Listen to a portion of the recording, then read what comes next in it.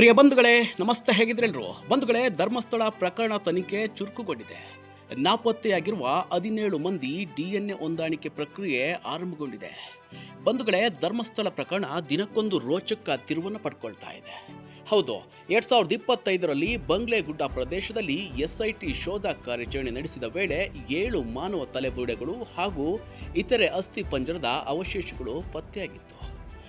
ದಕ್ಷಿಣ ಕನ್ನಡ ಜಿಲ್ಲೆ ಧರ್ಮಸ್ಥಳದಲ್ಲಿ ನಡೆದಿದೆ ಎನ್ನಲಾದ ಸಾಮೂಹಿಕ ಅಂತ್ಯಕ್ರಿಯೆ ಪ್ರಕರಣದ ತನಿಖೆ ನಡೆಸುತ್ತಿರುವ ವಿಶೇಷ ತನಿಖಾ ತಂಡ SIT ನಾಪತ್ತೆಯಾಗಿರುವ 17 ಮಂದಿಯ ಕುಟುಂಬಗಳ ಮಾಹಿತಿಯನ್ನು ಸಂಗ್ರಹಿಸಿದ್ದು, ಬಂಗ್ಲೆಗುಡ್ಡ ಸಮೀಪದ ಅರಣ್ಯದಲ್ಲಿ ಪತ್ತೆಯಾದ ಮಾನವ ಅವಶೇಷಗಳೊಂದಿಗೆ ಅವರ DNA ಹೊಂದಾಣಿಕೆ ಪ್ರಕ್ರಿಯೆಯನ್ನು ಆರಂಭಿಸಿದೆ.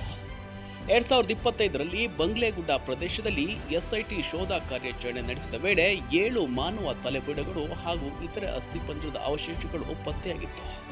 ಬಂಧುಗಳೇ, ಇದೇ ಪ್ರದೇಶದಿಂದ ಈ ಹಿಂದೆ ಮಾನವ ತಲೆಬುರುಡೆಯೊಂದನ್ನು ದೂರುದಾರರು ನ್ಯಾಯಾಲಯಕ್ಕೆ ಸಲ್ಲಿಸಿದರು. ದೂರುದಾರನಾಗಿರುವ ಮಾಜಿ ಪೌರಕಾರ್ಮಿಕನು ಅತ್ಯಾಚಾರ ಮತ್ತು ಕೊಲೆಗೀಡಾದ ಹಲವು ಮೃತದೇಹಗಳನ್ನು ತಾನು ಸಮಾಧಿ ಮಾಡಿದ್ದಾಗಿ ಹೇಳಿಕೆ ನೀಡಿದ್ನು. ಈ ಘಟನೆಯಿಂದಾಗಿ ಇನ್ನೂ ಸಾಕಷ್ಟು ರೋಚಕ ತಿರುವನ್ನು ಈ ಪ್ರಕರಣ ಪಡ್ಕೊಂಡಿತ್ತು. ಮಾನವ ಅವಶೇಷಗಳು ಪತ್ತೆಯಾದ ಬಳಿಕ ಅವುಗಳನ್ನು ಪೊಲೀಸರು ವಶಕ್ಕೆ ಪಡೆದು ಧರ್ಮಸ್ಥಳ ಪೊಲೀಸ್ ಠಾಣೆಯಲ್ಲಿ ಅಸಹಜ ಸಾವು ಪ್ರಕರಣವನ್ನು ದಾಖಲಿಸಿದರು.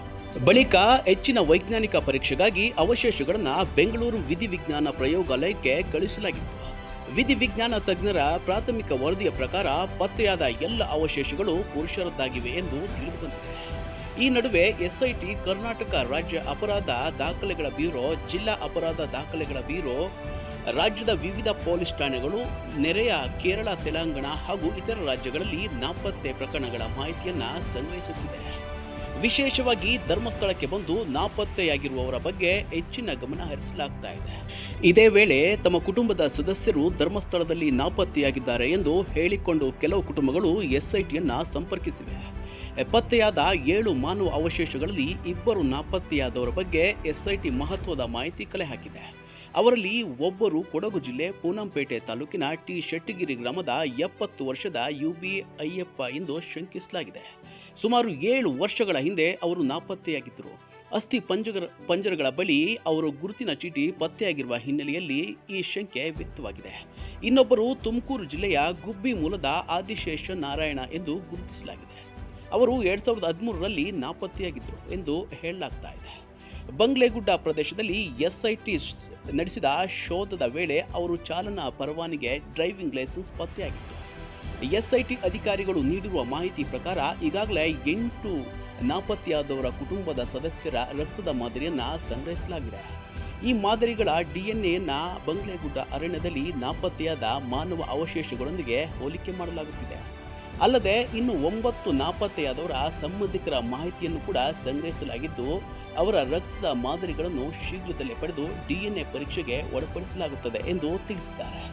ಈ DNA ಹೊಂದಾಣಿಕೆ ಪ್ರಕ್ರಿಯೆ ಫಲಿತಾಂಶಗಳು ಧರ್ಮಸ್ಥಳ ಪ್ರಕರಣದ ತನಿಖೆಯಲ್ಲಿ ಮಹತ್ವದ ತಿರುವು ನೀಡುವ ಸಾಧ್ಯತೆ ಇದೆ ಎಂದು ಮೂಲಗಳು ಮಾಹಿತಿಯನ್ನು ನೀಡಿವೆ.